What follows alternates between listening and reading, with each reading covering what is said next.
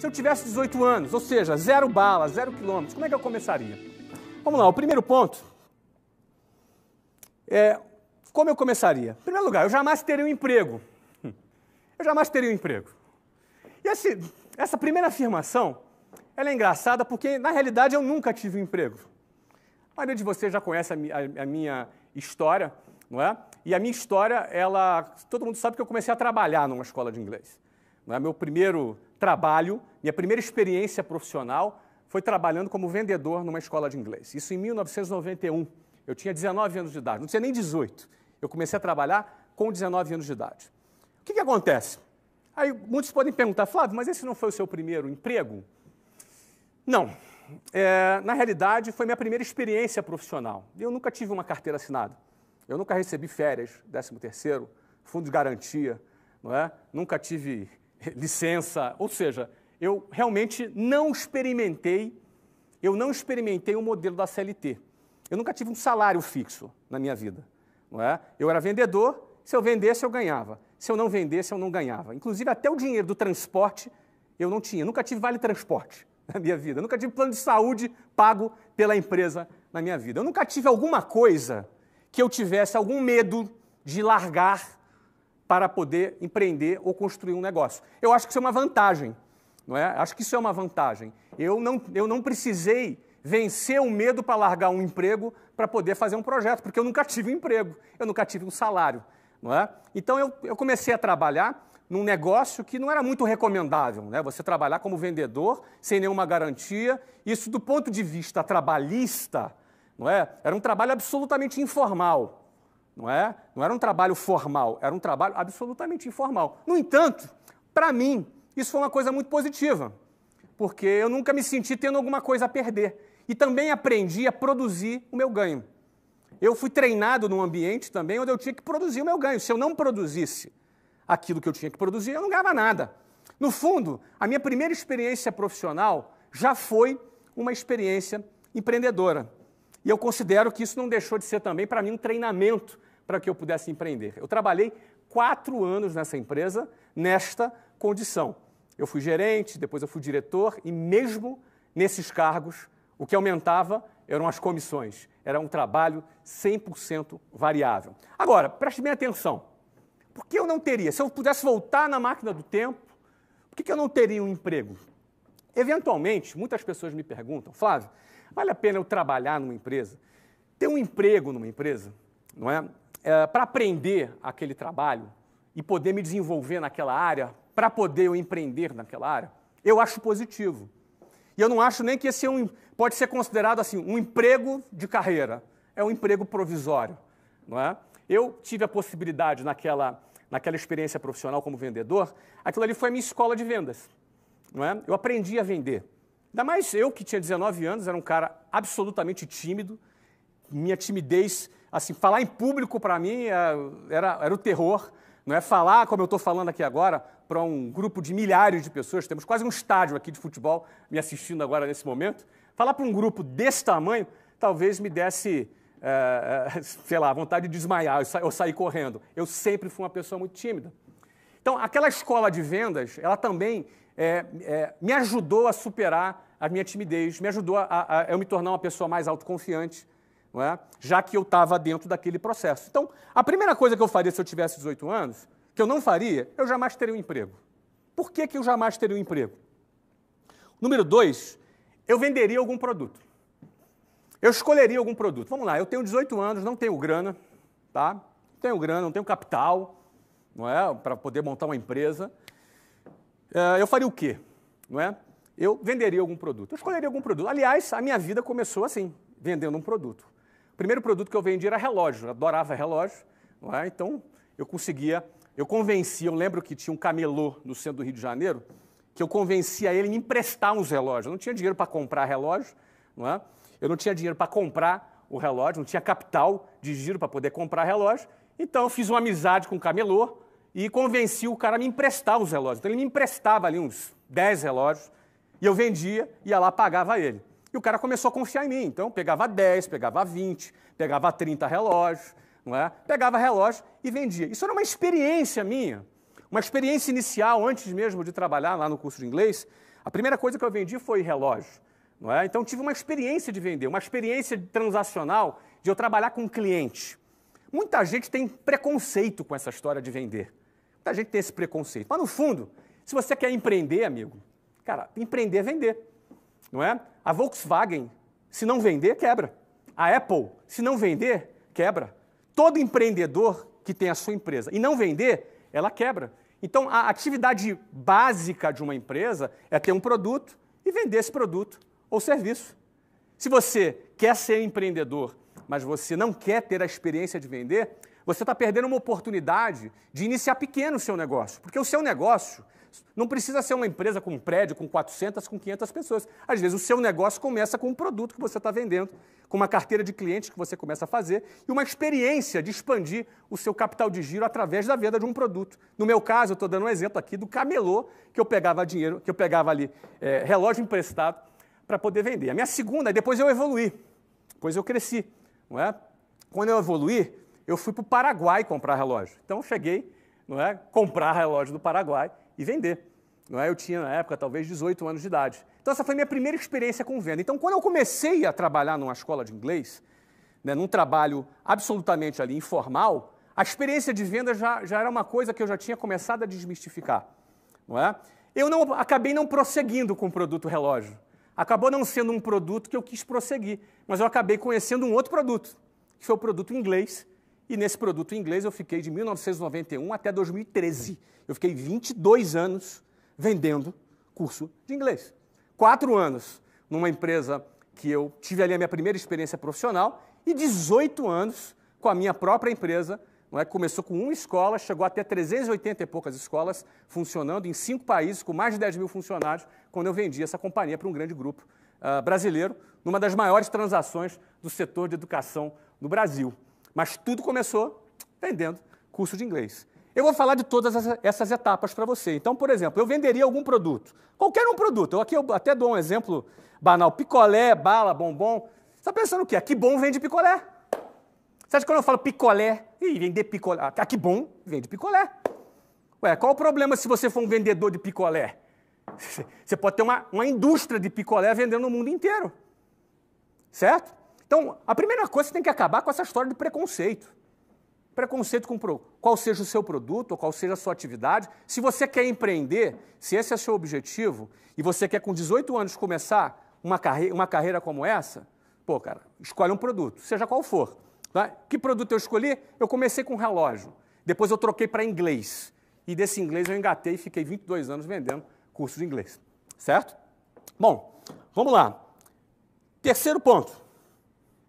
Jamais me envolveria com pirâmides. Você sabe o que é a pirâmide?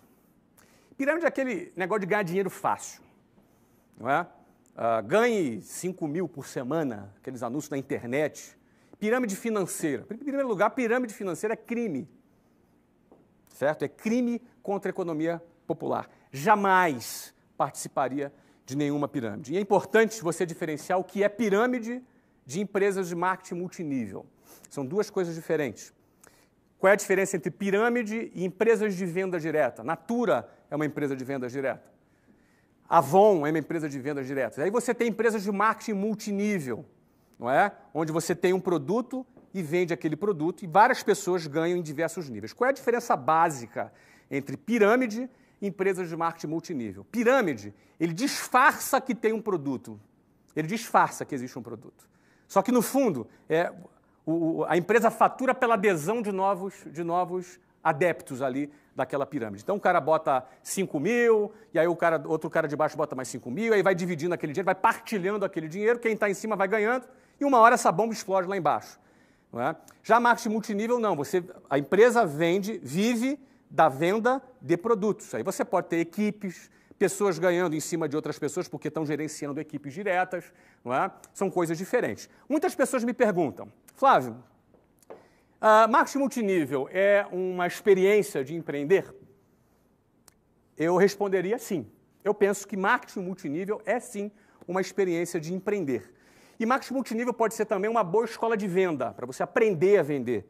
Você pode, eventualmente, em vez de começar a vender um produto por sua conta, você pode começar a empreender, vender um produto através de um sistema de marketing multinível. Tá? Eu, particularmente, nunca participei de nenhum esquema de marketing multinível e não sou muito simpático, certo? Com um sistema de marketing multinível, porque depende muito, acho que é muito arriscado, depende muito da rede que você está envolvida, das pessoas com quem você está envolvida, com aquelas pessoas diretas que vão te dar suporte, eventualmente pode ser que tenham pessoas sérias, pode ser que não tenham. Não existe um controle muito grande, né? O crescimento do marketing multinível é uma coisa um pouco orgânica, então acaba existindo um risco. E ainda se eu participasse de um marketing multinível, seria por pouco tempo.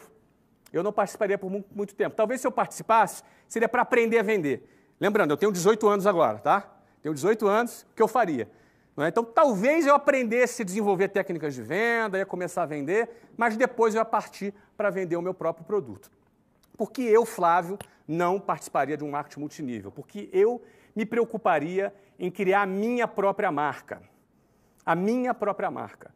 Eu trabalharia para criar o meu próprio negócio, a minha própria marca, onde eu não só pudesse ganhar dinheiro por mês, né, empregar pessoas, ter impacto social, mas também eu criasse um valor patrimonial, ou seja, o equity, onde eu tivesse um valor que essa empresa futuramente pudesse ser vendida por uma boa quantidade de dinheiro. Eu falo isso um pouco mais para frente. Essa é a razão que eu, talvez, se participasse do marketing multinível por um tempo, porque não deixa de ser uma boa escola de vendas, não é? Isso é Flávio.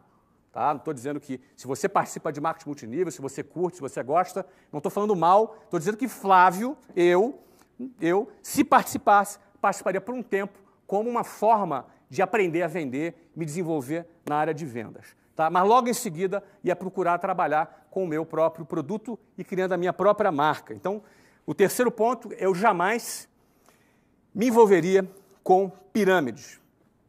Quarto ponto, numa segunda fase, depois de conquistar um pouquinho de capital, criaria modelos recorrentes de vendas desse produto, tipo um serviço de entrega de pães todas as manhãs com consumidores associados, me dedicaria a vender esse plano, tudo sem muito capital, mas que me permitisse começar pequeno, sonhar grande com escala. O que eu quero dizer com isso? Uma das coisas que eu aprendi em negócios ao longo da minha vida, que o trabalho de você vender um produto, muitas vezes é o mesmo trabalho de você vender um produto com vendas recorrentes. Vou te explicar o que isso significa. Eu tenho uma padaria, eu vendo pão. Então, eu posso estar lá, botar o meu pãozinho quentinho e esperar o meu cliente chegar para comprar pão. Isso é o que a maioria das padarias fazem. Eu, se tivesse uma padaria, eu não teria, em primeiro lugar, a paciência de ficar esperando o cliente comprar o meu pão. É da minha cultura. Se eu tenho ali 500 mil pessoas naquele bairro, eu vou querer criar um plano para que 100 mil pessoas, pelo menos, comprem o meu pão. Agora, não necessariamente essas 100 mil pessoas vão levantar de manhã, ir lá pegar o carro ou vão andando para comprar o meu pão, senão ia criar um congestionamento, uma fila para comprar pão, não é? Então, o que eu passaria a pensar? Eu criaria, se eu tivesse uma padaria, eu criaria um sistema de venda recorrente de pão. Bem, se você considerar que uma família precisa comer pão todos os dias, ou se ela come pão 3 vezes na semana, por que não fazer um pacote de venda de pão mensal? E, em vez da pessoa sair de casa, ter o trabalho de ir lá comprar pão, certo? Ela recebe em casa, num motoboy ou num serviço de entrega, lá, o pacotinho diário de pão dela, com pão quentinho. Vai lá num lugar, talvez numa motocicleta, com uma caixinha térmica e entrega lá, no bairro, o pão quentinho para ela. Você imagina nessa situação, em vez de eu ficar sendo uma padaria passiva que vende pão, eu vou criar um plano de pão. Um plano mensal recorrente, um contrato anual de compra de pão. Com o mesmo trabalho de vender um pão, eu vendo um contrato de pão por ano. Ou seja, se o cara consome 3 pães por dia, ou 4 pães por dia, e ele compra 5 vezes na semana, ele vai consumir 20 pães na semana. Em 4 semanas serão 80 pães, vezes 12, cerca de 1.000 pães. Eu assino um contrato de 1.000 pães e o cara me paga mensalmente. Isso se chama venda recorrente. Eu estou dando um exemplo grotesco, que é o exemplo do pão. É possível criar estratégias de faturamento recorrente. É possível você criar, você vender um determinado produto e, ao mesmo tempo, criar estratégias de vendas recorrentes. Se eu tivesse um restaurante, por exemplo, eu buscaria criar estratégias de vendas recorrentes. Eu não ficaria no modelinho tradicional, passivo, onde eu fico ali esperando o meu cliente entrar pela porta. Certo? Eu não vou me aprofundar muito nisso, mas eu acho que meu objetivo aqui é te dar alguns insights, né? Meu objetivo é te passar insights. Então, eu criaria sistema de vendas recorrentes. Eu tenho várias experiências de negócios que eu já fiz, que eu fazia a venda avulsa e passei a fazer uma venda anual e através de um pagamento parcelado. Eu tenho vários exemplos aqui ao longo da minha vida, dos negócios que eu já realizei. Isso em vários tipos de negócios, desde venda de publicidade, uma das empresas, por exemplo, que o nosso fundo, o TBDH Capital, investe, é uma empresa de conteúdo que vende publicidade. E uma das modificações que nós fizemos nesse modelo é criamos os pacotes de vendas de publicidade por venda recorrente. Ou seja, o diretor de marketing da empresa ou o diretor de mídia da agência de publicidade que tinha caneta, que assinava a compra de R$10 mil de mídia no mês, é a mesma caneta que compraria um pacote de 12 parcelas de R$10 mil. É a mesma caneta que assinaria um pacote anual, num plano de mídia anual de 12 de 120 mil. Ou, desculpa, 12 de 10 mil, que daria um total de 120 mil. Ou seja, em vez de eu vender 10 mil, eu passaria a vender 120 mil reais. Se você ter ideia, cerca de 25% dos contratos, a partir do momento que a gente implantou esse sistema, e a gente procurou treinar a nossa área comercial, 25% dos contratos passaram a ser contratos de venda recorrente. Significa que 25% dos contratos de publicidade dessa empresa passaram a faturar 12 vezes mais. Faz diferença no final do faturamento? Então, a quarta parte é o seguinte: depois que eu já começasse a vender um produto, eu escolhia vender um produto, seja ele qual for. Eu ia procurar criar, certo? Depois que eu conquistasse já algum capital, eu ia procurar criar um modelo recorrente de venda para esse produto, porque isso alavanca o faturamento de vendas desse produto. Bom, quinto. Vamos para o quinto. Aqui. Viveria com não mais do que 50% do que ganhasse para ampliar meu capital de giro. Aí começam os desafios. Porque o carinha começou a ter o primeiro sucesso dele, o que ele quer? Quer comprar um carrão. Quer comprar um carrão. Ele começou a ter o primeiro sucesso dele, começou a ganhar o primeiro dinheirinho dele, ele já quer comprar uma moto nova. Bacana. O cara está duro, pendurado, mas está com a moto nova. Não é? O cara vai priorizar o quê? O status dele, o glamour dele. Agora ele quer que as pessoas achem que ele tem sucesso. Ele quer ter essa imagem de sucesso. Ele começou a ter um primeiro sucessinho. Vai para o carrão. Então, o que eu colocaria aqui é o seguinte: viveria com não mais que 50% do que eu ganhasse. Isso não é fácil, mas é possível. Isso não é muito simples, mas é possível. Por que isso é importante? Porque quando você amplia o seu capital, você aumenta o seu poder de fogo. Você pode investir no seu negócio. Você pode, inclusive, botar o dinheiro para trabalhar para você. E você não entra na onda insana de consumo.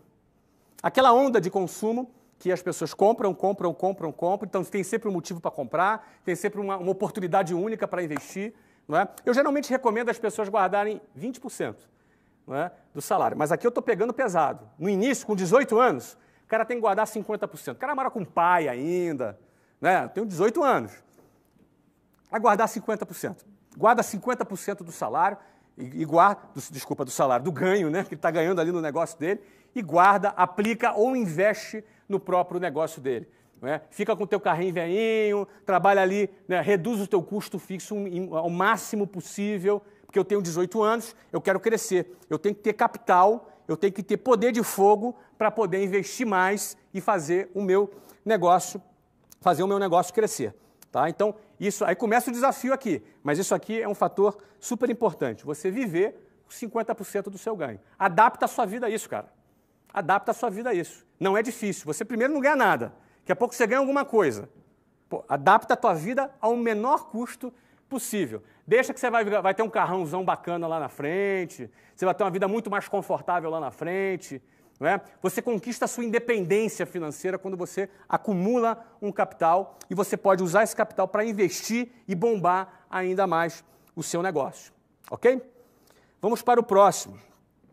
Me dedicaria a estudar todas as fases do processo a fim de começar a fabricar o meu próprio produto. Investiria na minha própria marca. Então vamos lá. Primeiro, eu comecei a vender um produto. Comecei a faturar. 2, comecei a juntar um dinheirinho. Começo a fazer venda recorrente. Crio um plano. Começo a fazer venda recorrente. Daqui a pouco eu estou avançando, estou crescendo, estou faturando mais. E aí o próximo passo seria o quê? Eu me dedicaria a estudar todas as fases do processo, a fim de começar a fabricar o meu próprio produto. Ou seja, se é um produto físico, eu posso ou fabricar esse produto, ou ter mais capital para comprar ele com mais volume e baixar o preço e aumentar a tua margem. Então, eu tenho essas duas hipóteses. Ou eu vou fabricar, vai depender do setor.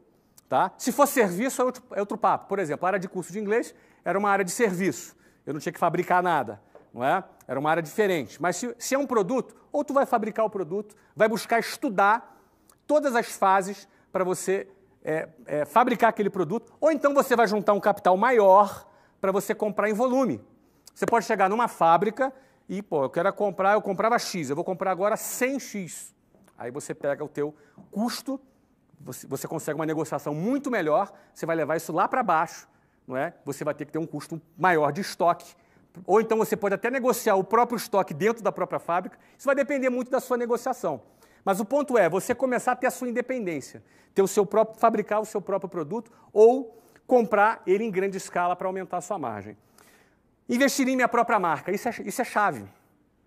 Você investir na sua própria marca é chave, porque a sua própria marca, ela representa a sua independência. Você ter a sua própria marca representa você começar a construir um patrimônio. Quando você investe na sua marca, é o seu patrimônio, não é um patrimônio de um terceiro. Não é? Se você tem a sua própria marca e aquele teu produto expandiu e você está vendendo bastante, daqui a pouco essa tua empresa pode valer dezenas de milhões, centenas de milhões ou alguns bilhões. É assim que funciona. Mas desde que a propriedade intelectual seja sua. Isso é o maior valor que tem. Não é? Isso vale mais que lucro. Vale mais do que o lucro da própria empresa, é você ter a possibilidade de construir a sua própria marca. Seja de serviço ou seja de produto. Não é? Então, eu colocaria isso. Casualmente, gente, todas essas etapas aqui que eu estou falando, eu vivi elas. Não é? Então, na realidade, o que eu estou aqui escrevendo é que eu repetiria. Não é? Muitos desses passos que eu estou colocando, muitos não todos até agora, pelo menos, foram passos que eu faria. Eu talvez mudasse uma coisa, que uma pessoa que eu, na minha época, não fiz. Uma pessoa me perguntou,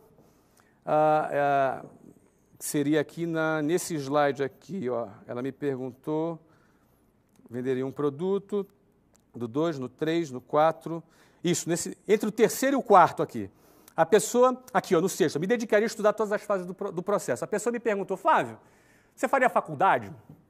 Olha, eu não fiz faculdade, tá? Eu abandonei a minha faculdade. Eu estava no meio do meu projeto e deixei de lado a minha faculdade. Eu tinha uma matrícula de Ciência da Computação na Universidade Federal Fluminense. Primeiro eu abandonei Engenharia Mecatrônica e Engenharia de Computação, um na USP e outra na Unicamp, porque na época me apaixonei pela Luciana. Não é? A Luciana, vocês já conhecem, ela tinha 17 anos, eu 20, quando nos casamos. Temos 22 anos de casado hoje. E na época eu falei, não vou para São Paulo, não vou ficar longe da Luciana. Não é?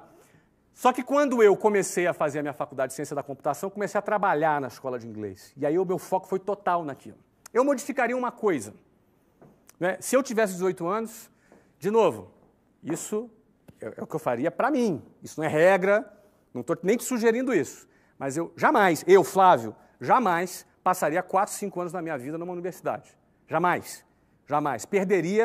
Investiria meu tempo perdendo dentro da universidade. Por quê? Porque o que tem lá não presta? Não é isso. É muito bom, é muito legal, mas eu ficar 4, 5 anos da minha vida dentro de uma universidade, eu considero tempo demais.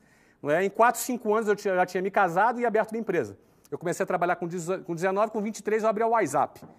Em 4 anos eu abri o WhatsApp, não é? Em mais 7 anos eu já tinha 1000 funcionários. Então, eu não faria. Quando meus filhos, por exemplo, me perguntam, pai, eu devo fazer uma faculdade? Eu falo para eles, não. Eu digo isso para eles. Na minha opinião, vocês não devem ir para o college, né? Que é nos Estados Unidos. Não é? Mas minha professora me falou, pai, que se eu não fizer uma faculdade, eu não vou conseguir arrumar um emprego. Eu falei, responda para a sua professora que você vai trabalhar para dar emprego, não para arrumar emprego. não é? Então, eu estou procurando treinar meus filhos para isso. Agora, o quê? Eu não aconselho meus filhos a estudarem? Não, ao contrário. Eu aconselho eles a estudarem muito. Dois tipos de coisas. Hoje eu faria a faculdade online. Na minha época não existia. Se eu tivesse 18 anos, eu faria tudo isso que eu estou fazendo aqui e faria uma faculdade online. Seja uma faculdade online voltado para business, alguma coisa voltada para administração, para business, alguma coisa que fosse me acrescentar. Eu estudaria em casa. Eu não ficaria indo para a sala de aula, participando de festinha, participando de grupinho, entendeu? Eu estaria muito mais focado em construir o meu futuro do que ficar sentado numa cadeirinha de uma universidade, muitas vezes ouvindo doutrina ideológica dentro de sala de aula. Ou então ficando do lado de fora porque os professores estão em greve. Não é? Então, eu não faria uma faculdade. Eu faria uma faculdade online. Hoje, se eu tivesse 18 anos, eu estudaria em qualquer programa online. Hoje você pode fazer uma faculdade online nos Estados Unidos, se você quiser. Eu moro em Portugal hoje, por exemplo.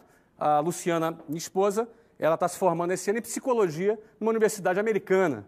Não é? Ou seja, ela ela adora estudar, já tinha feito direito, está agora se formando em psicologia à distância, online. Ela faz uma faculdade super reconhecida nos Estados Unidos. Ela faz um programa online e funciona super bem. No ano passado, por exemplo, eu morei, só no ano passado, Estados Unidos, Inglaterra, Espanha e Portugal. Morei em 4 países no ano passado. Impossível meus filhos estudarem numa escola. Meus filhos estudaram num sistema de homeschool, que é um sistema online. Então, eles fizeram ali, se eu não me engano, acho que a 6ª e a 7ª série online. E no final do ano, eles faziam um teste de Stanford, que é um teste padrão que comparava eles com todos os alunos nas melhores escolas americanas. E eles estavam ali muito bem posicionados, não é? Inclusive muito melhor do que a maioria dos alunos que iam para a escola. Eles estudavam sozinhos, sem contar com o fato que eles acostumavam a pesquisar, acostumavam a buscar informação do que aquele sistema passivo da escola, que é o cara ficar sentado, um professor dando matéria ali para ele, ele fica passivo sentado para depois fazer uma prova. Não é? Então, por exemplo, hoje, se eu tivesse 18 anos, o que eu faria diferente do que eu fiz, porque na minha época não existia, eu faria, hoje, estudaria online. Agora, mais do que estudar online, mais do que estudar numa faculdade formal, porque eu nunca me interessei por ter diploma, não é? Ter diploma para pendurar na parede nunca foi uma coisa que me interessou. Não é? Então, mais do que isso, eu faria o que eu faço hoje com muita frequência. Eu estudo bastante, eu leio bastante, eu estudo bastante, eu pesquiso bastante tudo que seja relacionado aos negócios que eu estou empreendendo. Então, eu preciso aprender sobre os negócios que eu estou empreendendo. Eu preciso estudar sobre aquilo que eu estou fazendo. Então, eu vou ler, eu vou estudar, eu vou pesquisar. Então, eu valorizo muito mais, por exemplo, a pesquisa própria do que um ensino formal em troca de um diploma. Não é? Se eu quero, por exemplo, trabalhar na área de comunicação, eu vou me dedicar a pesquisar e estudar coisas na área de comunicação. Se eu quero entrar na área de esporte, como, por exemplo, eu entrei e comprei um clube de futebol nos Estados Unidos, eu tive que pesquisar e entrar, mergulhar dentro do mundo do futebol, não é? Com o objetivo de me tornar um cara conhecedor o máximo possível e poder inovar dentro desse processo. Eu vou fazer uma faculdade de futebol. Agora, eu vou estudar e vou me aprofundar nisso. Certo? Então, se eu tivesse que mudar, assim, na minha trajetória, eu faria uma faculdade online. E para os meus filhos é o que eu recomendo. Faça uma faculdade online, comece a vender um produto. Esse texto aqui é texto básico ali para os meus 2 meninos, né? Enfim, vamos adiante, então. 7º ponto. Ampliaria o meu mix de produtos. Bom, a partir do momento que eu já tenho o meu produto, a minha carteira de clientes, a partir do momento que eu já comecei a criar planos de vendas recorrentes, já estou investindo na minha marca, certo? Já estou investindo na minha marca, ok? Já estou estudando todos os processos para aumentar a minha margem, seja fabricando ou seja comprando em maior escala para ter um desconto maior e fazer o meu estoque. Isso na hipótese de produto. Eu aumentaria o meu mix de produtos. O que é aumentar mix de produtos? Muitas vezes você, na mesma venda que você faz para a pessoa, que já é uma venda recorrente, você pode ter produtos acessórios que aquele mesmo cliente, no momento da compra, no momento mágico que ele decidiu fazer a compra dele, ele compra mais um segundo e um terceiro produto junto. É simples, você vai comprar uma roupa Não é? Você vai na loja, compra uma roupa. Ah, não, você vai comprar uma camisa. Quero comprar uma camisa. Duvido você sair da loja só com uma camisa. O cara vai te mandar um cinto, vai te botar um sapato, não é? Vai te mandar uma carteira, uma meia, uma cueca, enfim. O cara está treinado ali com um mix de produtos deles para despertar o teu interesse, despertar a sua necessidade num determinado produto. Então, se eu já tenho o meu produto, já estou vendendo ele de forma recorrente, já criei planos de vendas recorrentes para fazer com ele, não é? Então, eu amplio o meu mix de produtos para poder, naquele momento de venda, eu ampliar em 10% ou 15% o meu faturamento com o mesmo cliente.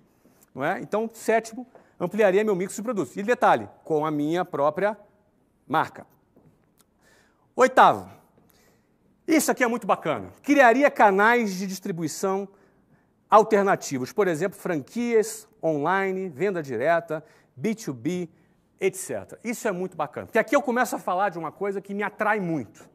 Eu sempre, quando eu vou fazer algum determinado negócio, eu vou investir numa empresa, a primeira coisa que eu olho é a escala, é o potencial de escalabilidade desse produto. O que isso significa? Se eu posso, por exemplo, vamos dar um exemplo aqui, eu vou vender navio de guerra. Qual o potencial de escala que tem esse produto? Eu vou vender o quê? Para países, né? Eu tenho aí meia dúzia de países que podem comprar os meus navios. Então não é um produto que me atrai, não tem escala. Não vou vender navio de guerra para a dona de casa, não é, que vai comprar um navio de guerra. Agora, vamos pegar um outro produto. Eu vou vender alimentos. Pô, você tem um potencial de escala grande. Eu, particularmente, gosto muito de serviço. Não é? Eu gosto bastante de serviço. Até não tenho nada contra produtos, mas serviço é uma coisa que eu gosto muito, porque serviço você consegue ter uma margem maior, você cria valor agregado e ter uma margem, você tem uma margem maior. Então, eu vou vender o quê? Um curso de árabe, curso de russo, um curso de inglês. Não é? Um curso de inglês tem muito mais escala do que um curso de russo, certo? Então, quando eu vou avaliar um produto, eu vejo o seu potencial de escalabilidade. Esse potencial de escalabilidade, ele pode ser distribuído de diversas formas, não é? O que seria um canal de distribuição convencional? Tem uma padaria, por exemplo, e eu sou o dono da padaria. Então, eu vou abrir uma segunda filial da minha padaria. Vou botar um filho lá, vou botar um gerente lá, vou botar alguém para tocar essa padaria. Mas daqui a pouco eu abri a terceira padaria, a quarta padaria, a quinta padaria, daqui a pouco eu estou no meu gargalo. Porque eu não tenho ainda competência gerencial, software de gestão, modelos de gestão, eu ainda não me desenvolvi, por exemplo, para ter mais do que 5, 6 padarias. Então você começa a esbarrar em alguns limites, limites técnicos, limites físicos, limites de experiência, de gestão, e por aí vai. Não é? Então esse seria um modelo convencional, você criar uma rede. Agora, o que seriam canais de distribuição alternativos? A franquia, por exemplo, é um modelo alternativo. Eu, quando tive escola de inglês, meus primeiros 3 anos, eu só tive escola própria. Eu abri a primeira escola, cada escola tinha que ter cerca de 40 funcionários, um espaço de 400 metros, eu abri a primeira escola, sem grana e daquele jeito, no cheque especial, como você já deve conhecer a história. Não é? Depois, eu abri a segunda escola em São Paulo. Nos primeiros 3 anos, eu abri 24 escolas. Uma nova escola inaugurada a cada 45 dias. E aconteceu justamente isso comigo. Eu comecei a me sentir sobrecarregado, eu precisava me reinventar. E no meu caso, eu tinha uma certa resistência com franquia. No ano 2000, foi quando a gente implantou o nosso primeiro sistema de franquias. Então, o sistema de franquias, ele é um modelo de distribuição. Se você tem um negócio que é bem sucedido, dependendo do setor, considere a hipótese de expandir o seu negócio através do modelo de franquias. Não é? Ah, mas eu não tenho conhecimento, cara. Contrata uma consultoria de franquias, contrata especialistas. Eu, por exemplo, contratei a Languetá, um grande amigo meu, ficou grande amigo, me ajudou a formatar a minha franquia lá atrás, em 1999. Não é? Continua sendo um grande amigo hoje, continua formatando franquias. É um cara super bom nisso. Esse cara vai te dar todas as dicas. Não é? Tem um Xerto aqui em São Paulo também, é um cara super bom também, não é? De formatar franquias. Que é uma outra coisa, que é uma forma de adquirir conhecimento que eu sempre usei, que seria assim, conversar com especialistas. Então eu lembro que eu contratei a consultoria do Alan para me ajudar a formatar franquias, e assim, era uma consultoria de 6 meses. Na época eu usei 2 meses só, não é? Sentei com ele, paguei os 6 meses, mas só usei 2, porque eu já tinha ouvido o que eu queria. Fiquei muito amigo do Alan, E o Alan, eu falava sempre para o Alan, cara, esquece, cara, você já me deu o que eu precisava, já me deu as informações que eu precisava, porque eu sento do lado da pessoa e sugo, sabe, cara? Isso é um jeito legal de se aprender as coisas. Você pega um cara, senta do lado dele, se tiver oportunidade, suga a informação do cara e pergunta mesmo, anota, suga a informação. Pô, aquele cara que é um especialista, pô, em 1 hora de conversa com aquele cara, se bobear, é como se fosse 5 anos numa faculdade sentado ouvindo um professor falar. Você entendeu? Então você senta para o cara, ouve, suga. Eu sempre gosto eu sou uma esponja. Eu gosto de sugar a informação, colar em gente que saca daquele assunto e sugar informação. Até hoje eu faço isso. Não é? Novos negócios, dependendo dos novos negócios que eu faço, eu arrumo alguém, sento, marco a reunião, marco o almoço, o jantar, sento, converso e ali sugo conhecimento, que são sempre conhecimentos valiosos. Não é? Então, no exemplo de franquias, esse é um exemplo de canal de distribuição. Outro canal de distribuição é online. Nós estamos aqui agora com milhares de pessoas, aqui agora ao vivo, 10 horas e 40 minutos, eu estou aqui em São Paulo, ao vivo, falando com milhares de pessoas. Nós estamos online aqui. Nós estamos online. Quem diria, se a gente voltasse no tempo, que seria possível você estar falando com milhares e milhares de pessoas online, ao vivo, da maneira que a gente está fazendo aqui. É impressionante o que a tecnologia hoje te proporciona. A tecnologia ela te proporciona você ter uma escala grandiosa. Uma escala grandiosa. Eu tenho aqui gente hoje de outros países aqui assistindo essa transmissão ao vivo. Não é? Eu estou aqui podendo colaborar, transmitir informações para você que está lá no Japão, que está aí, você que está aí na Inglaterra, você que está nos Estados Unidos, na Argentina, e você de todo o Brasil, de norte a sul. Ou seja, o canal de distribuição online te permite você falar com o mundo inteiro, te permite você vender o seu produto ou o seu serviço para o mundo todo. Isso é um canal de distribuição alternativo, pouco explorado, porque pouca gente tem competência, teve tempo ainda de desenvolver a competência para fazer isso da forma que, por exemplo, nós estamos fazendo aqui. Não é? Isso não deixa de ser uma alternativa para você, para fazer o teu sistema de distribuição online. Então, você pode vender serviços e produtos online. Venda direta. Não descarte a possibilidade da venda direta. A Avon é uma empresa bilionária que está no mundo inteiro através de venda direta. Você pode ter equipes de vendedores. Por exemplo, roupa. Roupa é um excelente produto para se vender através de venda direta. Porque nem todo mundo tem tempo de ir até uma loja para poder escolher uma roupa. Eu lembro que quando eu ia para eventos aqui em São Paulo, na época ainda na empresa, eu sempre ligava para a loja e falava, olha, eu vou estar no hotel tal, manda alguém lá. Então ia lá o gerente da loja, me levar a roupa no hotel, já sabia o meu tamanho, já sabia o que eu gostava, o que eu não gostava, e eu escolhia ali, comprava, o cara levava para mim. Era o exemplo de uma loja que eu gostava, e o cara confiava em mim, e o cara fazia isso comigo. Agora, o cara que quer vender roupa, roupa é um excelente produto para você vender com venda direta. Não é? Você imagina, você ter uma equipe de 500 pessoas vendendo roupa para você. Daqui a pouco você está fabricando, você está comprando, você está estocando, você tem uma equipe, você vai motivar seus vendedores, você vai dar prêmios, ó, quem vender mais ganha uma viagem, quem vender mais ganha isso, enfim. Você tem um sistema de treinamento, você vai padronizar o seu treinamento de vendas, você vai fazer concursos, vai fazer competições e por aí vai. Ó, você sabe quem está arrebentando com venda direta? Silvio Santos. Silvio Santos com a Jequiti, que é um produto de venda diretas, não é? Está arrebentando. Eu não sei se esse número é exato, mas se eu não estou enganado, Jequiti já fatura mais de 400 milhões de reais por ano. Um produto que há 6, 7 anos atrás sequer existia. Não tem loja Jequiti, é venda direta. Eu não sei quantos vendedores tem, mas eles recrutam os vendedores e vendem um produto. Então, eventualmente, o canal de distribuição de venda direta, ele é um tipo de canal de distribuição alternativo. Um outro aqui é o B2B. B2B é business to business, ou seja, você vender para empresas, fazer contratos corporativos. Por exemplo, se o seu trabalho é alimentação, você pode terceirizar a alimentação para uma empresa.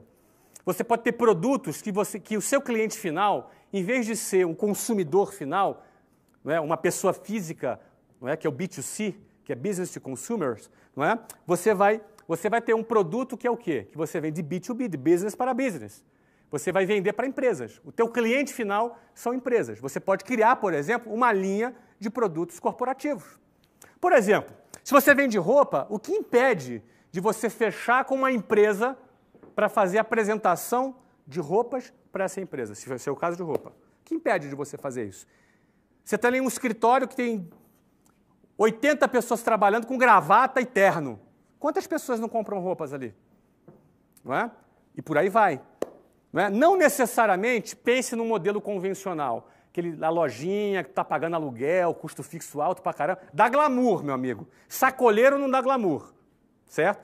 A lojinha dá glamour, mas a maioria das lojas de shopping, que se você vê lá, vou te falar, o cara ou não ganha nada ou ganha uma merreca.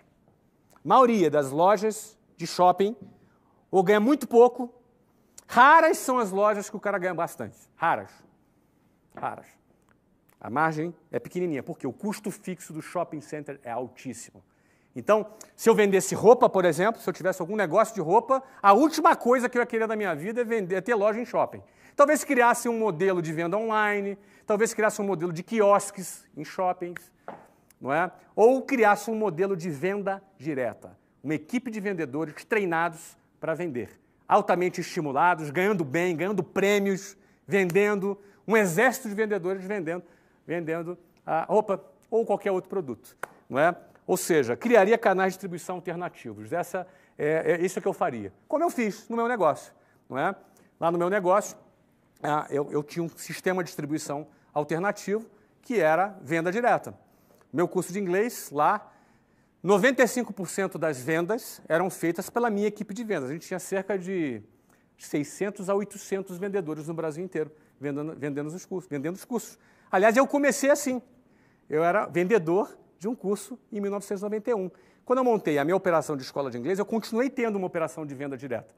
Óbvio, não naquele modelo, os vendedores lá eram formalizados, com salários registrados e tal, mas os caras eram altamente estimulados, motivados, tinham sistemas de premiações super arrojadas, tinham um engajamento super grande na empresa.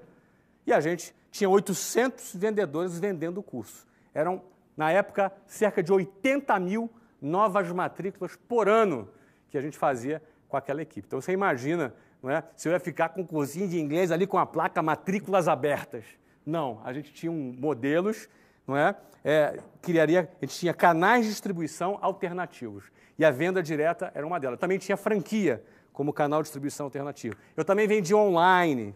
E a gente também tinha B2B, a gente tinha plano corporativo.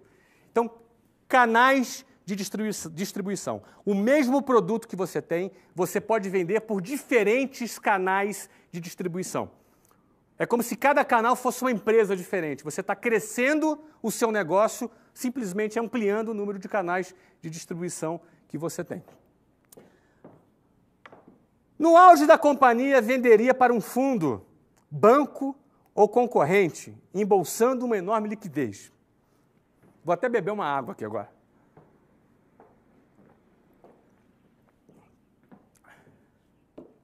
Bom, o 9.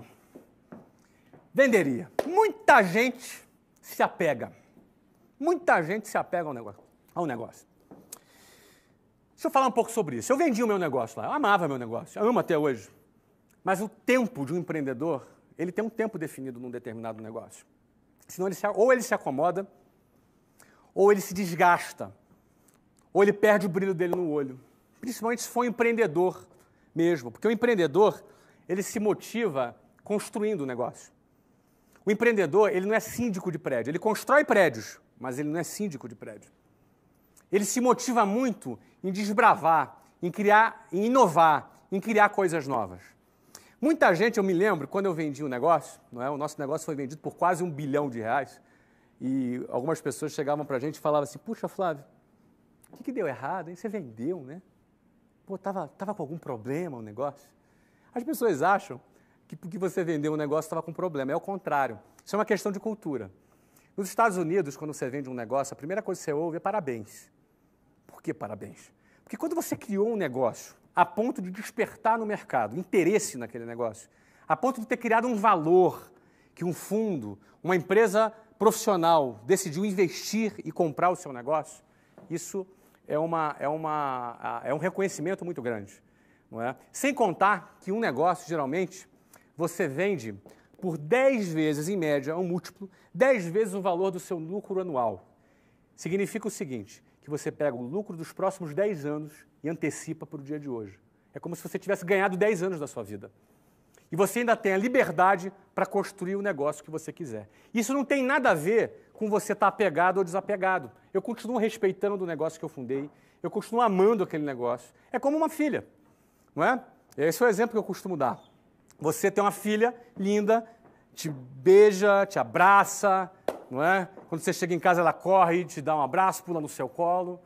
Ela é linda, aquela criança. Só que um dia, aquela menininha linda, ela vira uma mulher. E um dia ela vai se casar. E um pai, quando vê a sua filha se casando, por mais que ele tenha dor no coração, ele fica feliz quando vê a sua filha casando e vai construir a vida dela com a nova família que ela vai formar. Não é? Então, ou seja, a venda de uma empresa, ela é um momento que você considera que você cumpriu a sua missão e agora você vai realizar o lucro, você vai desfrutar do patrimônio que você construiu.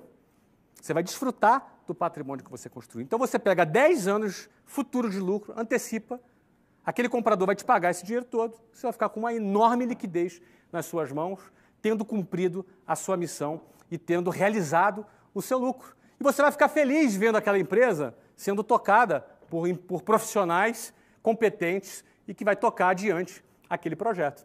Não é? Então, no auge da... Agora, por que no auge? Por que no auge? Porque no auge você vende pelo valor mais um valor bom. Você vende no auge daquela companhia. Não é? Ou seja, você não vai vender no momento que a empresa está mal. Você vai vender quando a empresa está bem. É assim que funciona. Quando a empresa está bem, você vai ter fundos, você vai ter bancos, você vai ter pessoas. Eu, por exemplo, durante os 2 últimos anos, eu atendi mais de 20 fundos interessados na compra da minha empresa. Fundos internacionais, fundos nacionais, os maiores fundos do mundo eu atendi porque tinham interesse no meu negócio. Agora, por que tinha interesse no meu negócio? Porque era lucrativo, ele era um bom negócio, ele era um excelente negócio. Então, aquele é o momento, não é? Aquele é o momento de você, não é? De você fazer a venda. Eu tive propostas boas em outros momentos, mas eu não me senti assim, eu não senti que era o momento da venda. Eu não me senti confortável para fazer a venda naquele momento. Em 2008, eu tive uma proposta 5 vezes menor, mas não me sentia confortável. E eu acreditava que eu conseguia ter um upside maior ainda. Então, até o momento que foi feita a venda na empresa. Você passa a empresa para uma outra pessoa e passa a ser a responsabilidade daquela pessoa tocar o projeto adiante e você é recompensado. Você tem antecipado em torno de 10 anos de lucro operacional da sua empresa antecipado nas suas mãos. Não é? E quando você vende, você sai do risco do seu negócio, do risco da operação, não é? Você também tem toda uma liquidez e você tem liberdade. Ou você vai fazer aplicações financeiras, ou você vai abrir e investir em novos negócios. Você tem a liberdade para você escolher. Não é? Se você faz isso em 5 anos, daqui a pouco você monta um novo negócio e constrói tudo de novo. Não é? O 10º, com 5% do capital conquistado, começaria tudo de novo. Investiria os outros 95% em investimentos conservadores em moeda estrangeira. Vamos começar pela primeira parte. Quando eu falo 5%, pode ser 10%, 15%. Ou seja, você pega uma parte pequena daquele capital e você vai separar aquela parte pequena para você começar. Pô, eu comecei com 20 mil reais de cheque especial. Não é? Agora, eu não vou usar cheque especial, mas eu posso pegar ali uma pequena parte, não é? 10%, posso pegar 15%, que seja até 20%, eu acho que no máximo. 20% do capital, você pegou um dinheiro grande, pega 20%. Ó, esses 20%, o que eu vou fazer? Eu vou investir em novos negócios. Você pega o restante do dinheiro, você faz o quê? Uma aplicação financeira. Você cria uma aplicação financeira. Aqui eu coloquei investimentos conservadores em moedas estrangeiras. Primeiro, por que conservador? Eu sou muito arrojado em negócios. Eu invisto, eu não tenho problema com correr riscos, não é? Não tenho realmente problema. Eu sou bastante arrojado. Agora, para investir o meu dinheiro, eu não sou arrojado. Eu sou bastante conservador. Porque quando eu abro um negócio, depende de mim. Eu tenho operação na minha mão, não é? Eu não vou vender pão esperando o cara comprar pão. Eu vou criar uma venda recorrente de pão através de uma equipe direta, ou por franquias, ou por outros canais de distribuição, com a minha própria marca. Percebe? Então, eu não vou fazer a coisa de maneira passiva. Entendeu? Então, o que acontece? No meu negócio, eu garanto o trabalho. Agora, investimento financeiro, vou investir. Eu não invisto em bolsa de valores. Já investi bastante, já ganhei bastante dinheiro em bolsa de valores, até já perdi também. Mas eu não invisto. Por que eu não invisto em bolsa de valores? Porque eu prefiro, se eu quero empreender, eu prefiro investir nos meus negócios. Eu boto fé no meu taco. Eu boto mais fé no meu taco do que nos executivos que estão ali nas empresas.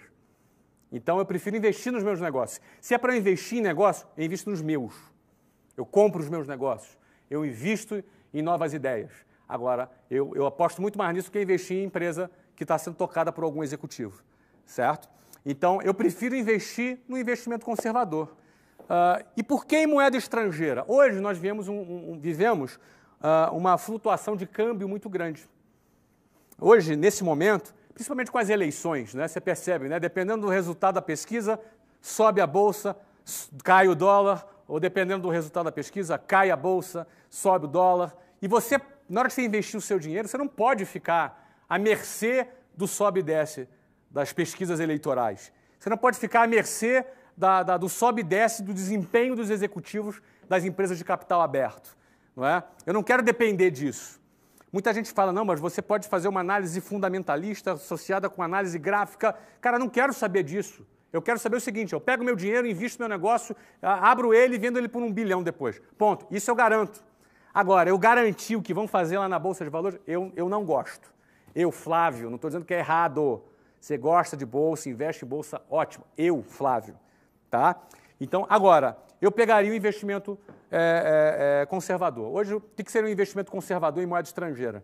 Títulos de dívidas de governos AAA, né? Ou seja, governos bom pagadores, ou de empresas AAAs. Você imagina, você pegar e comprar um título de uma dívida da Apple, você comprar uma título de uma dívida de uma boa empresa, entendeu? Ou seja, tem garantia, que vai fazer o pagamento.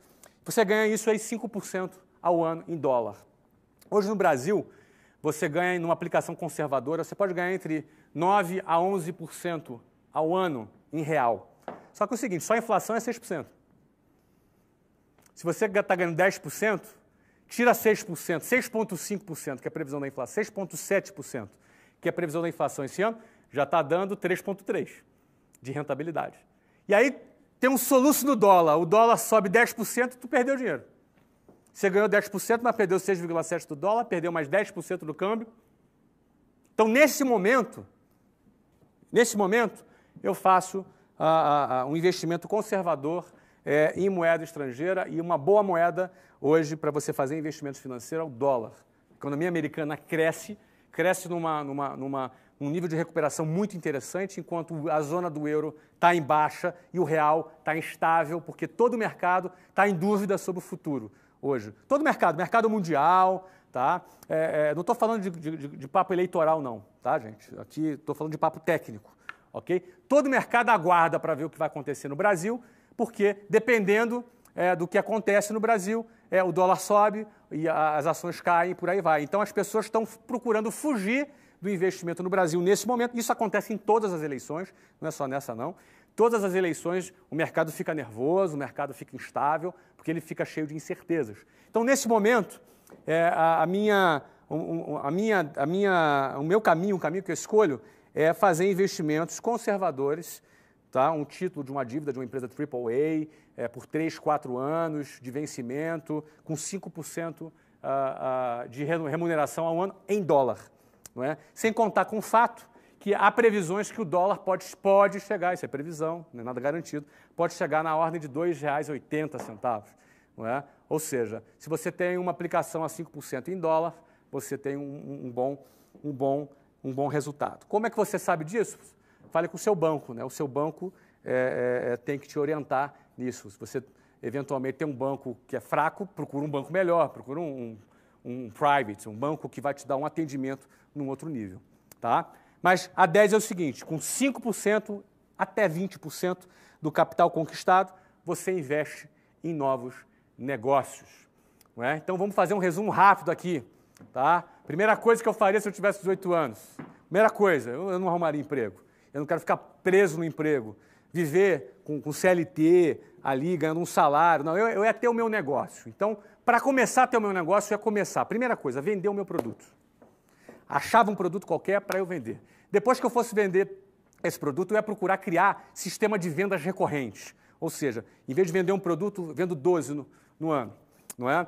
Esse seria o próximo passo. Depois, eu ia procurar estudar todos os passos para poder fabricar esse produto ou comprar ele em escala para ter uma margem maior. E criaria a minha própria marca. Criaria a minha própria marca. Porque eu criando a minha marca, eu tenho o meu patrimônio. O próximo passo que eu faria, eu criaria sistemas de distribuição alternativos, como franquias, como vendas online, como B2B, como venda direta, não é? Para poder distribuir e expandir o meu produto. E, por fim, quando esse produto estivesse muito robusto, estivesse no seu auge, eu faria a venda dessa empresa para um fundo, para um banco de investimento, para um concorrente e embolsaria 10 anos de lucro futuro no presente, gerando uma enorme liquidez. Eu pegaria de 5% a 20% desse valor e investiria em novos negócios. Começaria tudo de novo e faria a mesma coisa em menos tempo, porque agora eu teria mais experiência. Não é? E com os outros 80%, investiria em investimentos conservadores, nesse momento, apostando muito em moeda estrangeira. Bom, é isso que eu faria se eu tivesse 18 anos de idade. Não é? Agora, para você encarar uma trajetória de vida como essa que eu acabei de falar, não é muito simples. Não é muito simples. Porque você vai ter que... essa trajetória de vida é uma trajetória de vida padrão? Pensa comigo. É padrão? É o que a boiada faz? É o que as pessoas que seguem um rumo comum faz? Nós fomos treinados nessa sociedade para viver dessa forma?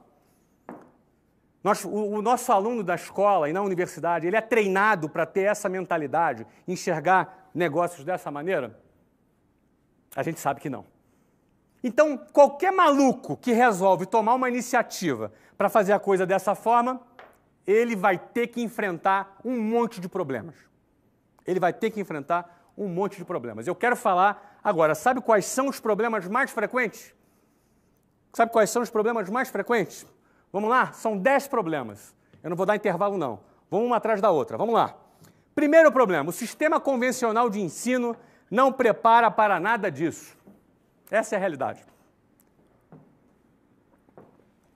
Infelizmente, o sistema tradicional de ensino não prepara você, não me preparou, não prepara ninguém para nada disso. Eles preparam para outra coisa. Eles preparam para um outro modelo. Ele prepara o funcionário da fábrica. Ele prepara o funcionário do varejo. Ele prepara a pessoa para o mercado de trabalho. A pessoa, desde cedo, ela é doutrinada, ela é condicionada, não é, a isso. Eu não estou dizendo que isso é ruim, não estou falando que isso não é digno. Pelo amor de Deus, gente, não é isso que eu estou dizendo. Claro que é digno, claro que é bacana, o trabalho é digno, óbvio. Agora, e para quem quer mais da vida? Para quem quer, por exemplo, viver uma vida diferente, fora da curva? Para quem, por exemplo, é questionador e não acha que as coisas na sociedade devem ser do jeito que elas foram apresentadas? E para quem enxerga oportunidades de negócios em vários lugares? Esse cara faz o quê? Segue a boiada? O que ele faz? Não é fácil. O primeiro desafio é que o sistema convencional não te prepara para isso. Não existe educação financeira. Não existe as pessoas trabalharem para você trabalhar o seu dinheiro. Não é? O que existe em relação a dinheiro hoje é o quê? É a mídia, é a publicidade te massificando. Compre, compre, compre, compre. E como é que você constrói seu futuro? Como é que você constrói a tua estrutura de capital para investir no seu negócio? Então, o primeiro desafio para viver uma vida nesse estilo que eu falei aqui, que, na realidade, a única diferença da minha trajetória dos 18 anos até hoje, a 42 anos, é que, na minha época, não existia faculdade online. Hoje eu faria a faculdade online. Hoje eu continuaria não fazendo a faculdade presencial, mas a online eu faria. Não é? Agora, para viver assim, o sistema de ensino convencional não te prepara para isso. Isso é um problema. Não é? Qual é o segundo problema? A sociedade discrimina os que começam esse tipo de jornada, mas bajula os que chegam ao final dela. Infelizmente, isso que acontece. A sociedade critica. Chega, não é? Hoje em dia é muito comum, eu imagino, que alguns pais, quando veem o filho indo por um caminho desse, é natural que ele fique preocupado. Os pais, às vezes, eles tentam impedir que os filhos se frustrem. Isso é natural, isso inclusive é muito nobre. É natural que um pai, uma mãe, fique muito preocupado com seu filho. E esse sentimento de proteção visa evitar que ele passe por frustrações. Só que, no fundo, alguém que quer construir alguma coisa maior, ele deve ser uma pessoa muito mais apaixonada pela vitória do que pelo medo de perder. Ele deve ser muito mais uma pessoa apaixonada pela conquista do que pelo medo de tomar um prejuízo. Por isso que o empreendedor ele tem que ser corajoso. O empreendedor ele precisa ser corajoso, porque ele não pode temer o prejuízo. Ele não pode temer o revés. Ele não pode temer uma variável que pode acontecer. Ela pode acontecer, porque ele é movido muito mais pela vitória do que pela possibilidade da perda. Algumas pessoas são mais conservadoras. Elas querem muito mais garantir, jogam na retranca para não tomar gol. Mas também não faz gol. Vive de forma limitada, mas também não passa nenhuma frustração. É uma questão de estilo de vida. Cada um escolhe aquilo que quer para a sua vida. Não existe certo, não existe errado. Eu estou dizendo o que eu faria. E tem muita gente que também prefere fazer dessa forma. Mas o problema é que a sociedade discrimina. E discrimina mesmo. Discrimina mesmo. Eu lembro que eu saía de manhã para trabalhar, voltava à tarde da noite, e muita gente falava assim, pô, coitado do Flávio, um garoto tão inteligente, né? Um menino tão inteligente, agora virou vendedor, vende curso de inglês, coitado do Flávio, tinha um futuro tão brilhante, agora está aí vendendo curso de inglês. A sociedade discrimina. Só que depois é o seguinte, essa mesma sociedade que discrimina o cara que abriu mão daquela trajetória glamourosa, não é? Essa mesma sociedade é a mesma que lá no final dela, ela vai bajular o cara. Ela vai dar tapinha nas costas do cara e falar, pô, cara, parabéns, sabia que você ia dar certo, parabéns. Essa mesma sociedade é a pessoa que vai bajular. Então, isso não deixa de ser um desafio, porque quem opta em seguir por esse caminho precisa estar disposto a enfrentar esse tipo de discriminação, sabendo que um dia a história muda. Terceiro ponto, as pessoas têm medo de sair do quadrado. Isso é um outro desafio. Porque você pode ter uma visão, eu falei isso hoje de manhã para uma galera legal lá na Editora Abril, que eu conversei lá, eram os finalistas do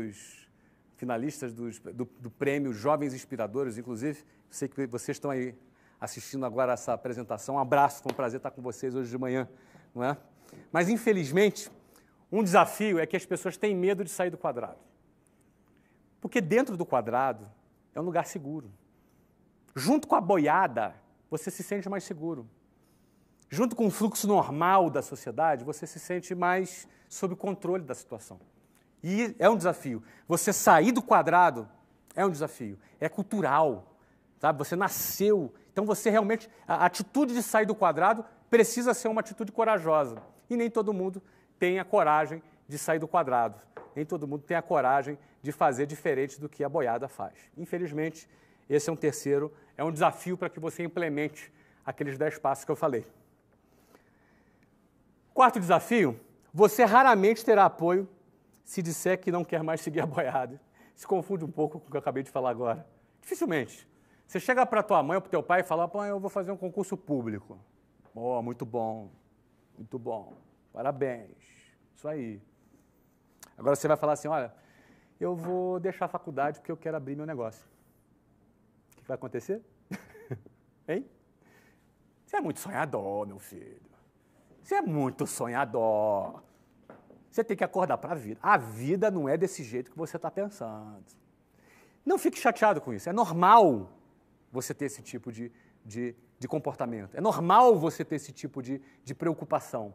A questão é como você lidar com isso. Você tem que saber lidar com isso se você quiser realmente, não é, seguir lá aqueles 10 passos que eu falei. O quinto desafio é: capital é bom, mas é possível conquistá-lo vendendo. Por exemplo, muita gente não começa o seu negócio porque fala assim, cara, eu preciso arrumar um investidor. Ele fica a vida inteira atrás do investidor. Ele acha que com uma boa ideia na mão e um plano de negócio debaixo do braço, ele vai arrumar um investidor. Nem sempre ele vai arrumar um investidor. Às vezes vai, mas nem sempre vai. Certo? Tem pelo menos mais 877.954 caras tão bons quanto você, ou melhores que você, com uma ideia legal e um plano de negócio de baixo em busca de alguém que bote dinheiro no negócio dele. A questão é, você quer ficar dependendo disso? Eu nunca tive investidor. Nunca tive. Ninguém nunca investiu no meu negócio. Eu, quando quando era a hora de ter um investidor, eu preferi vender meu negócio inteiro. Todos os meus negócios eu fiz com meu capital próprio. Inclusive o primeiro negócio foi com 20 mil reais do cheque especial. Era a grana que eu tinha.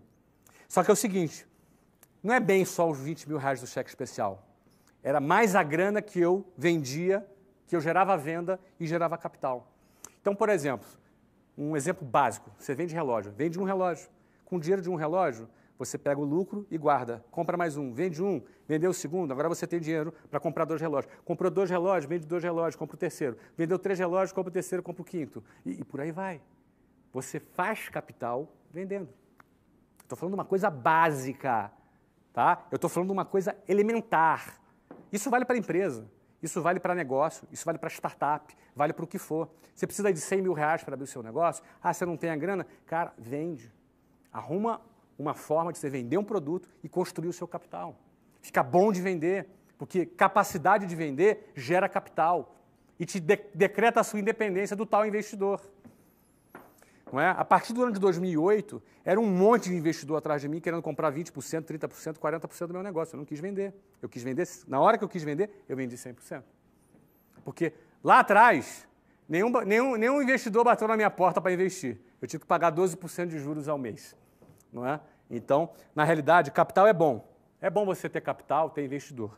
Porém, é possível conquistar esse capital com vendas, vendendo o seu produto. 6. Pessoas convencionais têm preconceito com vendas. Já falei isso aqui algumas vezes. Isso pode ser um desafio para pessoas que vão criticar você porque você está vendendo um produto, ou um desafio para você mesmo, que talvez você seja o preconceituoso. Não é? Sabe como é que às vezes a pessoa tem preconceito? Ela pensa assim, olha, eu não nasci para vender, eu não tenho jeito para vender, eu não tenho dom para vender. Não é como se o cara nascesse, né, com dom de vender, igual o cara que pinta, o cara que toca um instrumento, o cara que canta.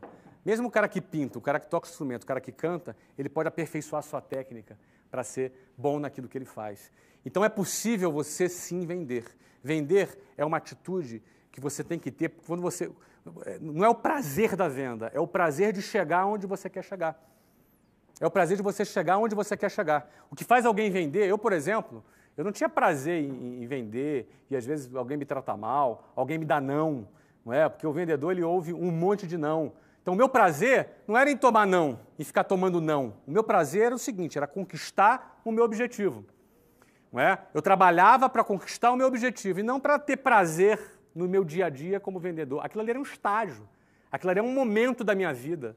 Não é? Eu tinha que passar por aquilo, eu tinha que vencer aquilo para chegar onde eu queria chegar. Então eu não olhava para o hoje, eu olhava para onde eu queria chegar.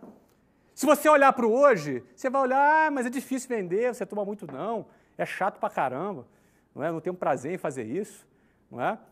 Você acha que eu tenho prazer em fazer tudo que eu faço no meu dia a dia, no meu trabalho? Não se iluda, você não vai ter prazer em tudo que você faz, você vai ter coisa no seu trabalho que você não gosta de fazer, mas você vai fazer porque precisa ser feito. Você não tem que olhar para a tua circunstância hoje, você tem que olhar aonde você quer chegar e se aquilo que você está fazendo vai levar você aonde você quer chegar. 7. Muitos, ao conquistarem seu primeiro sucesso, querem logo comprar um carro zero, como sinal de status, em vez de ampliarem seu capital de giro, ampliando suas dívidas. Eu já falei isso por aqui, isso é um desafio.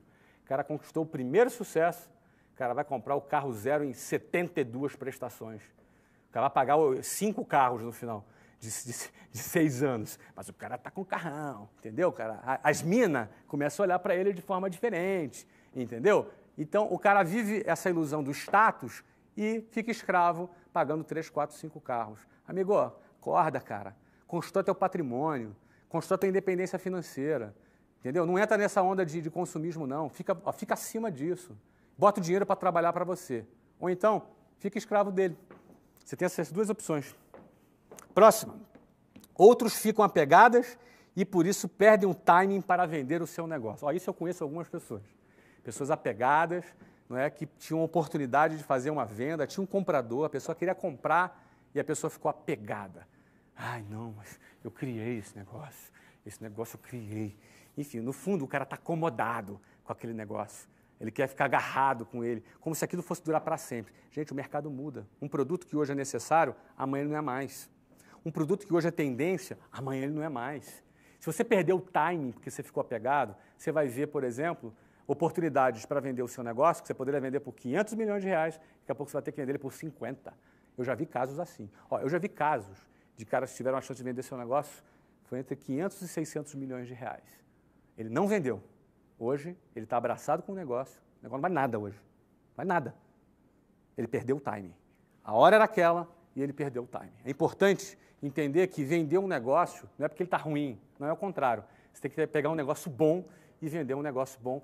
Isso é um trabalho, é uma cultura que os Estados Unidos têm isso muito bem claro, né? Alguns países mais avançados na economia têm isso bem claro, desde a universidade, lá no Vale do Silício, né? Você vê que as empresas são fundadas, já são logo, tem investidores. O que é investidor? Ele compra um pedaço da empresa, não é? E depois elas são vendidas. Você viu agora recentemente o WhatsApp, né? Foi vendida para o Facebook, o Instagram foi vendido também. Não é? E você vê, na área de tecnologia, você vê uma série de empresas que também fazem a venda do seu patrimônio. 9, lucro não é pecado e sonhar não é para alienados. Isso é uma coisa ideológica. Lucro não é pecado. Você não tem que ter pudor para falar de lucro. Não é? Não é nenhum pecado você ganhar dinheiro. Isso não está errado. Você entendeu? Alguém para ganhar dinheiro é uma mentira que você diz que você ganhar dinheiro tem que explorar alguém. Isso não é verdade. Não é? Agora, é óbvio que o lucro não é a qualquer custo. Não é? Eu sempre busquei trabalhar formando e liderando equipes, buscando investir nas pessoas, buscando formar pessoas, buscando cooperar com o crescimento das pessoas, para que eu cresça através do crescimento das pessoas que trabalhem comigo. Isso é uma filosofia, isso dá muito certo, porque quando você vai liderar um grupo, você vai liderar pessoas e você está se dedicando a essa pessoa para que ela se desenvolva, não é? E através do desenvolvimento dela você também vai crescer, isso é uma boa estratégia. Você ter um investimento em pessoas e você crescer por consequência disso. Isso é uma forma de ver gestão de pessoas. Eu sempre gostei de trabalhar dessa forma. E por último, você vai atrair interesseiros. Saiba quem é quem nesse game. Entenda quem é quem. Você vai atrair interesseiros, pessoas que vão se aproximar de você simplesmente pelo interesse de ter algum benefício por estar do seu lado, para ganhar algum dinheiro ali a qualquer custo do seu lado, para se aproveitar de uma forma negativa por estar do seu lado. É importante você saber quem é quem nesse processo. É importante você entender quem é quem nesse game para você não se iludir e você estar muito bem blindado, porque durante um processo de crescimento, eles vão aparecer em diversas formas, de diversas maneiras. Não é? É fundamental estar atento dessa forma que eu falei para você.